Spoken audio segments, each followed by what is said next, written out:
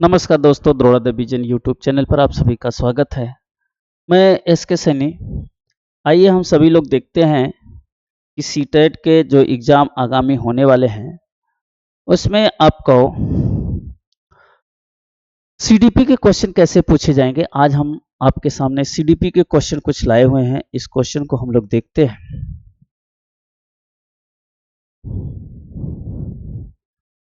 Question number देखिए, first है, बाल विकास दो दिशाओं में होता है, एक सिर से पैर की दिशा में और दूसरा, क्वेश्चन है नहीं ये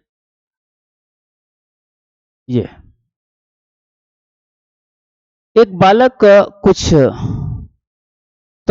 तौर तरीके गतिक परिपक्वता प्राप्त करने से पहले पेंसिल पकड़ना और लिखना नहीं सीख सकता है। ठीक है।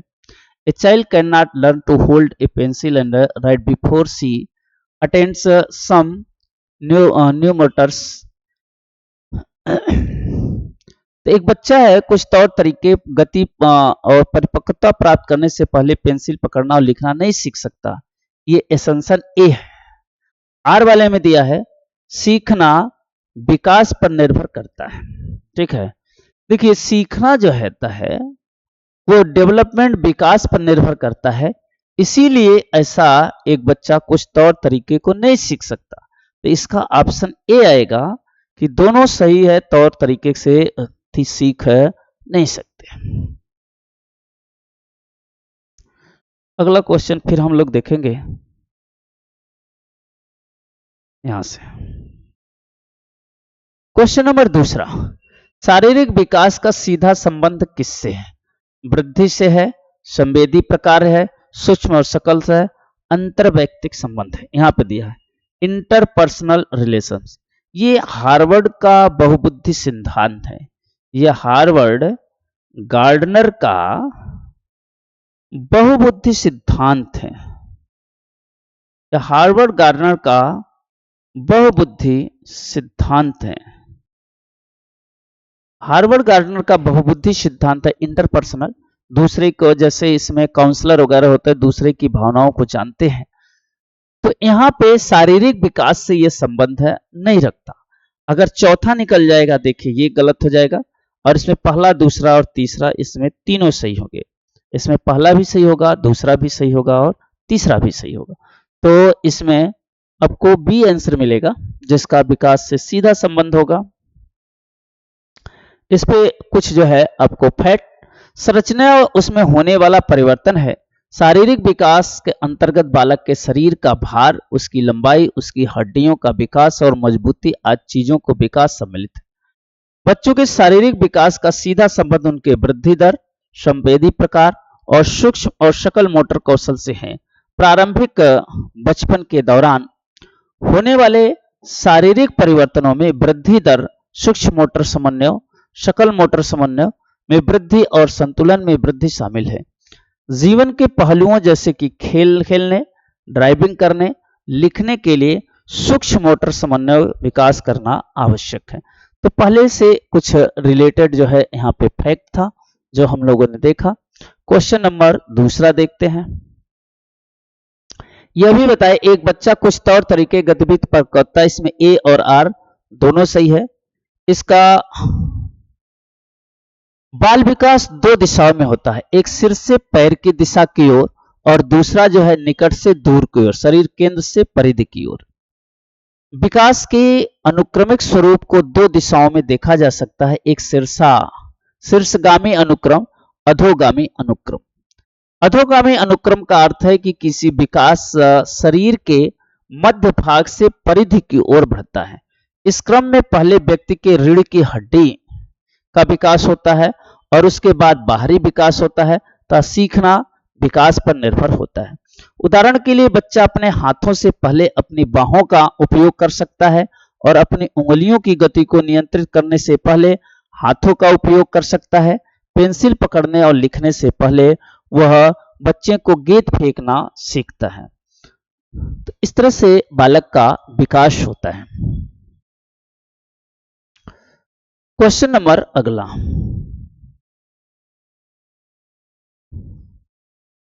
शिक्षकों को स्वीकारना चाहिए कि सामाजिकरण की प्राथमिक संस्था है जिसके माध्यमिक बचपन में भी भूमिका है, जिसके मध्य बचपन की भूमिका है, यानी परिवार है, स्कूल है, मीडिया है। प्राथमिक संस्था मान रहा है, प्राइमरी स्टेज मान रहा है। जानते हैं प्राइमरी स्टेज क्या होता है? प्राइमरी परिवार होता है, घर होता है, माता पिता होता है, ये सब जो होता है। द्वितीयक है, इसे कहते हैं सेकेंडरी, यानी द्वितीयक। यह द्वितीयक संस्था है, यह द्वितीयक संस्था है, सेकेंडरी संस्था है। बाकी परिवार जो है क्या होता है? प्राथमिक संस्था होती है सामाजिकरण के लिए। ये क्वेश्चन कई बार पूछा हुआ है और ऐसे क्वेश्चन आप अगला क्वेश्चन,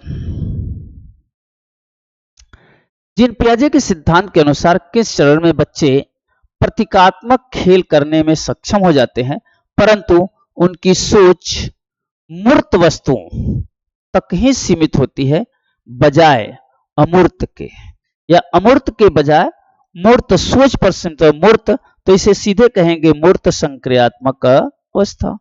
इसका जो मूर्त पर सीधे डिपेंड रहता है, जो देख करके सीधे सीख सकता है, उसे क्या कहेंगे? मूर्त कहेंगे।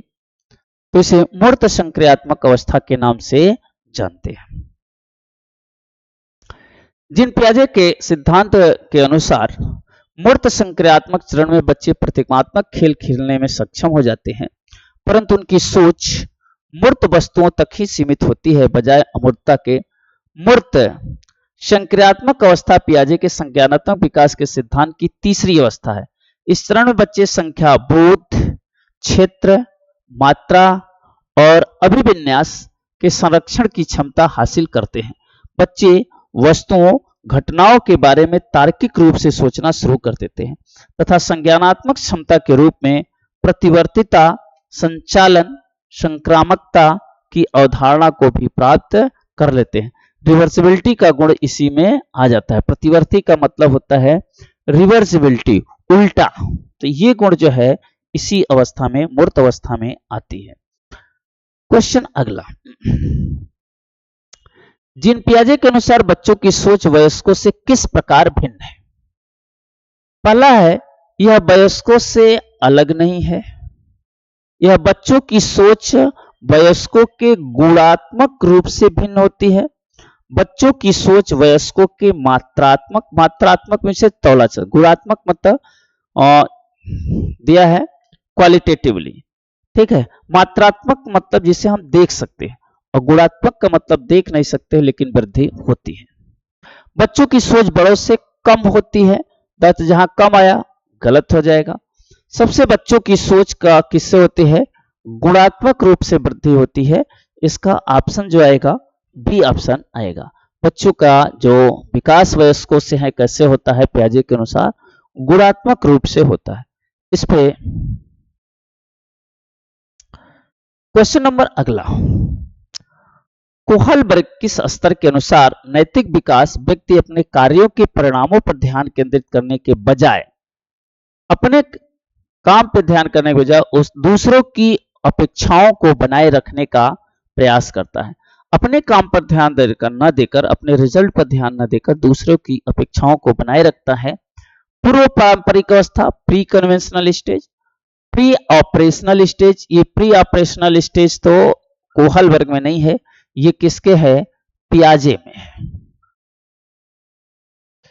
पारंपरिक कन्वेंशनल स्टेज सही है और उत्तर कन्वेंशनल गलत है। ये जो क्वेश्चन है, बच्चा अपने परिणामों पर ध्यान न देकर और दूसरों की अपेक्षाओं को बनाए रखता है, जैसे good boy, nice girls, law oriented है।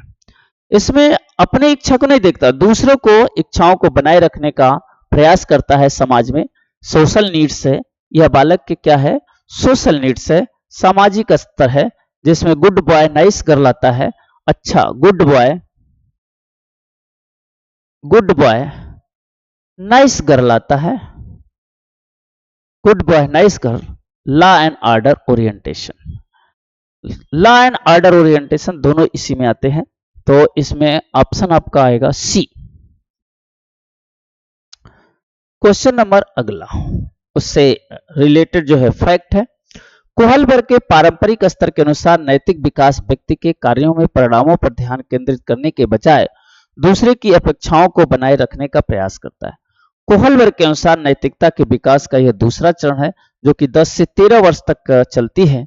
इसके अंतर्गत छात्र अधिक सामाजिक होते हैं, अर्थात वह ऐसे कार्य को करते हैं जिससे समाज में उन्हें सम्मान प्राप्त हो सके। इस आयु में छात्र दूसरे व्यक्तियों की नैतिकता के स्तर को अपने अंदर समाहित यानी अनुकरण कर लेता है। वह दूसरे व्यक्तियों के मानकों के अनुसार सही और गलत के मध्य अंतर को स्पष्ट कर उचित निर्णय ले पाता है। इस अवस्था को भी कोहलबर्ग दो भागों में विभाजित किया है, जो इस प्रकार है: गुड बॉय नाइस गर्ल और कानून व्यवस्था उन्मुख।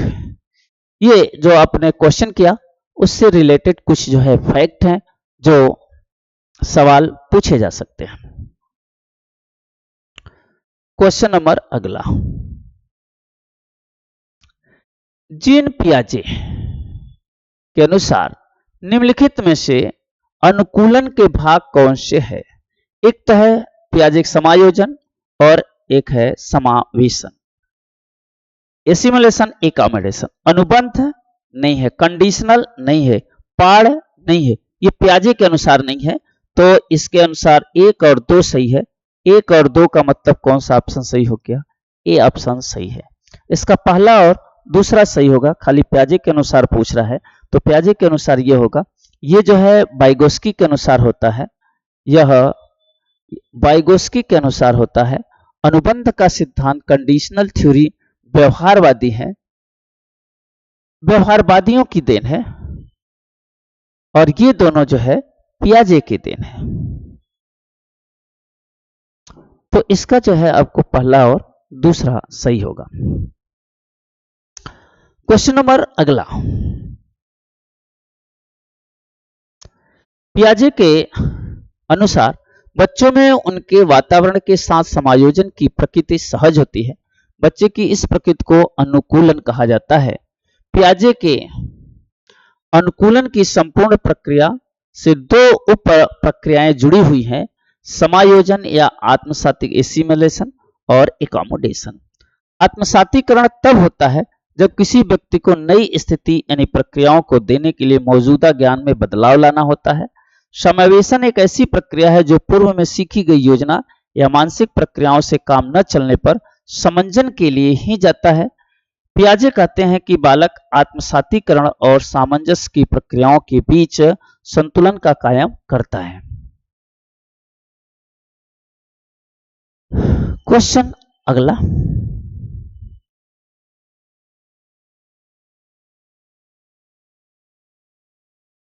लेव वाइगोस्की, यह सोशल कल्चर थ्योरी है। यह समाज की बात करता है।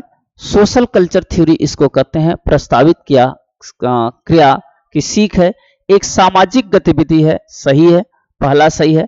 बार बार अभ्यास करेगा, गलत हो जाएगा। अनुकूलन प्रक्रियाओं के माध्यम से होता है, ठीक है, ये वाइगोस्की की नहीं देन है। विकास से स्वतंत्र होता है, ये भी गलत है। जहां पे सामाजिक एक्टिविटी आ जाएगा, सामाजिक गतिविधि आ जाएगा, किसका सही होगा आपको मारना है? वाइगोस्की के अनुसार ही मारना है, क्योंकि समाज की बात कौन करता है? वाइगोस्की ही करता है। क्वेश्चन नंबर अगला,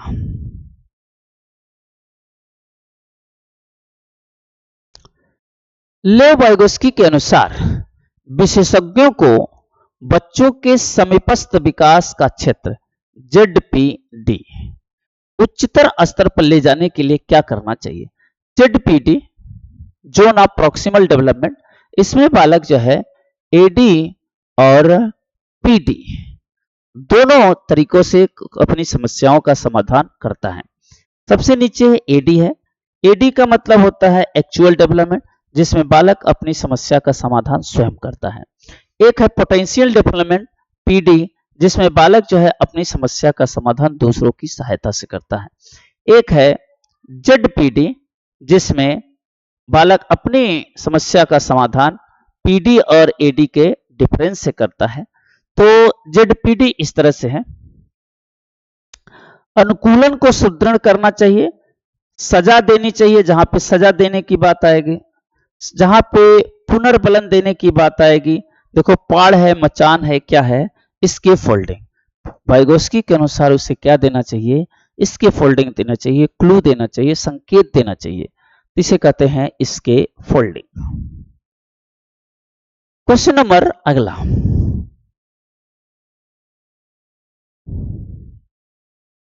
ले वाइगोस्की के अनुसार विशेषज्ञों को बच्चों के समीपस्थ विकास से उच्च स्तर पर ले जाने के लिए पाठ प्रदान करना चाहिए।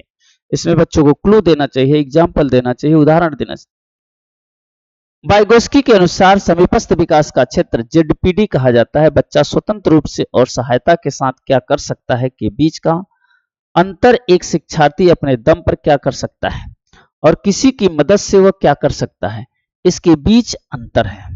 ठीक है, जेडपीडी क्या है, बच्चा अपने से क्या कर सकता है और दूसरे की मदद से क्या कर सकता है, दोनों के बीच के अंतर को जेडपीडी। बच्चा खुद स्वयं कितना सोचा, क्या करेगा, बच्चा दूसरे का सहायता लेके कितना करता है, वही जेडपीडी है। इसके बीच बच्चे को अकेले करने के लिए कार्यों की सीमा बहुत कठिन है, लेकिन वयस्कों और अधिक कुशल सहकर्मियों की मदद से संभव है। तो ये थे पहले क्वेश्चन के आपके। अगला क्वेश्चन फिर देखते हैं। एक प्रगतिशील कक्षा में क्या होना चाहिए,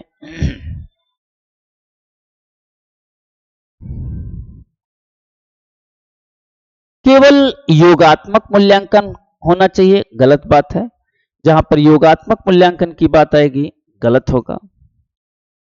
शिक्षक शिक्षिका ही ज्ञान का एकमात्र श्रोता होनी चाहिए, गलत हो जाएगा। शिक्षिका केंद्रित, जहां पे शिक्षक केंद्रित आएगा वो गलत हो जाएगा। जहां पे चाइल्ड अप्रोच आएगा, बच्चों को उपयुक्त शिक्षण क्रियाकलापों के द्वारा अपनी जन्मजात क्षमताओं को बढ़ाने का स्वतंत्रता दे देनी चाहिए, ये सही होगा। इसका ऑप्शन जो सही होगा ये ऑप्शन सही होगा। बच्चों को यहां इंग्लिश में है, ऑप्शन ए दिया हुआ है, ये बी हो जाएगा, सी हो जाएगा, डी हो जाएगा। बच्चों को यहां पे हो जाएगा, प्रगतिशील कक्षा में क्या होता, बच्चों को उपयुक्त शिक्षण क्रियाकलापों के द्वारा अपनी जन्मजात क्षमताओं को बढ़ाने को स्वतंत्रता दी जानी चाहिए। तो इसका जो ऑप्शन आएगा ए आएगा, बी और सी और डी क्या होंगे, गलत हो जाएंगे। और गलत कैसे होंगे आपने देखा हुए। क्वेश्चन नंबर अगला, जॉन डीवी, एक प्रगतिशील कक्षा किसने दिया हुआ है, ये जॉन डीवी का है।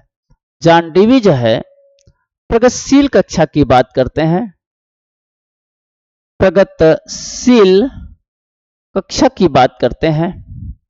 एक अमेरिकी दार्शनिक और प्रगतिशील शिक्षा की अवधारणा को प्रस्ताव दिया था। प्रगतिशील शिक्षा को इस बात पर बल देता है कि शिक्षण केवल करके सीखना दृष्टिकोण से होता है, इसलिए छात्रों को अपने वातावरण के साथ अनुकूलन और अधिगम के लिए अंतःक्रिया करनी चाहिए। प्रगतिशील कक्षा प्रगतिशील शिक्षा का एक भाग है जो हर बच्चे की क्षमता में विश्वास करता है। एक प्रगतिशील कक्षा में बच्चों को उपयुक्त शिक्षण क्रियाकलाप के द्वारा अपनी जन्मजात क्षमता को बढ़ाने की स्वतंत्रता देनी चाहिए। प्रगतिशील शिक्षा के रूप में ज्ञान के निर्माण के लिए एक प्रगतिशील कक्षा में पर्याप्त अवसर प्रदान करने चाहिए, उसी को हम क्या कहते हैं, प्रगतिशील कक्षा कहते हैं, जहां पर एक पर्याप्त अवसर प्रदान करना चाहिए बालक को। तो प्रगतिशील कक्षा की देन जो है जॉन डीवी है। कई बार आपसे क्वेश्चन इसमें पूछ चुका है सीटेट में, इसलिए आप इसको देख सकते। अगला क्वेश्चन, एक कवि, एक लेखक और एक कहानीकार के पास कौन सी बुद्धि है।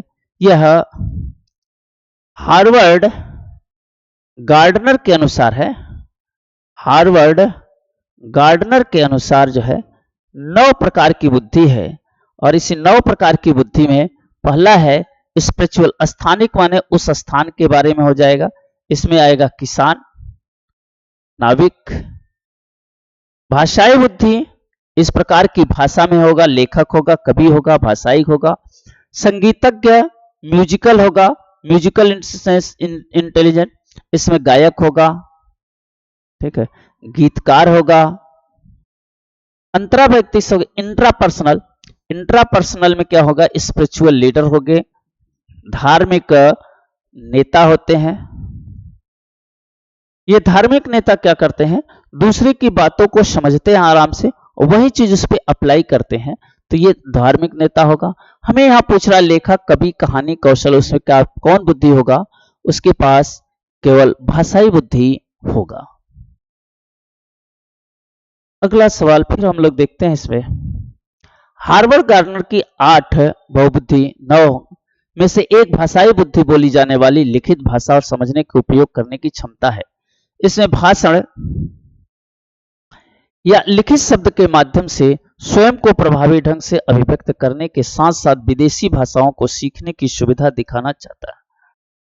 लेखक, कवि, वकील, वक्ता, इन जिन्हें हार्वर्ड गार्डनर उच्च भाषाई बुद्धि वाले रूप में देखते हैं। तो उससे जो पहले क्वेश्चन थे उससे कुछ रिलेटेड आपके फैक्ट है। अगला क्वेश्चन फिर हम लोग देखते हैं। फिर आ गया लेव वाइगोत्स्की प्रगतिशील प्रक्रिया क्या है। जहां पे वाइगोत्स्की आएगा किसकी बात करेगा, हमेशा समाज की बात करेगा कि संज्ञानात्मक विकास को प्रमुख भूमिका, सही है। संज्ञानात्मक विकास में 3 लोग दिए हुए हैं, किसी का संज्ञानात्मक विकास, जो संज्ञानात्मक विकास है उसमें एक पियाजे भी है, एक वाइगोत्स्की भी है और एक जो है ब्रूनर भी है। अगला जो है ब्रूनर भी है। 3 लोगों ने, तीनों का है एक ही थ्योरी है, संज्ञानात्मक विकास। संज्ञानात्मक विकास का मतलब होता है मेंटल थिंकिंग, बच्चा कैसे दिमाग से सोचता है। सोचने के लिए इन्होंने कहा कि एज डिफाइन किया, बच्चा जो जो बढ़ता जाएगा वो सीखता जाएगा। इंटरनल की बात करते हैं, इन्होंने इंटरनल की बात कहा है, आंतरिक की बात कहा है, इंटरनल की बात किया है। और वाइगोत्स्की जो है बाह्य की बात करते हैं, बाहरी की बात करते हैं। बाहर का मतलब किससे, समाज की बात करते हैं।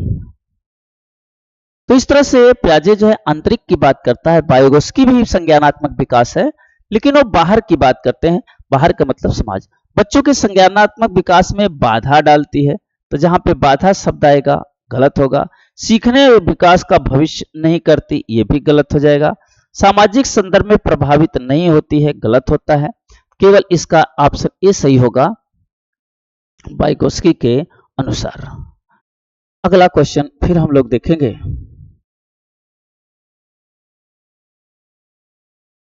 क्वेश्चन, लेव वाइगोत्स्की ने प्रतिपादित किया कि भाषा के संज्ञानात्मक विकास में प्रमुख भूमिका है। बच्चों के संज्ञानात्मक विकास में भाषा महत्वपूर्ण भूमिका निभाती है। वाइगोत्स्की ने भाषा को अधिगम विकास के बीच एक महत्वपूर्ण मध्यस्थ के रूप में माना है। भाषण का उपयोग शिक्षार्थियों द्वारा विचारों को व्यवस्थित करने, सीखने के साथ साथ संवाद करने और अनुभवों को साझा करने के लिए किया जाता है। अतः वाइगोत्स्की के अनुसार बच्चे वयस्कों और साथियों के साथ अंतः क्रिया करके सीखते हैं। अब भाषा लेव वाइगोत्स्की के अनुसार संज्ञानात्मक विकास में महत्वपूर्ण भूमिका निभाता है।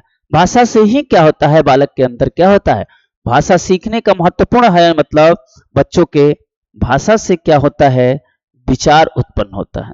जब समाज में जाएगा, भाषा सीखेगा, उनकी चीजों को सीखेगा, तो उसके अंदर जो है नई नई विचारधारा उत्पन्न होगी। इसके बाद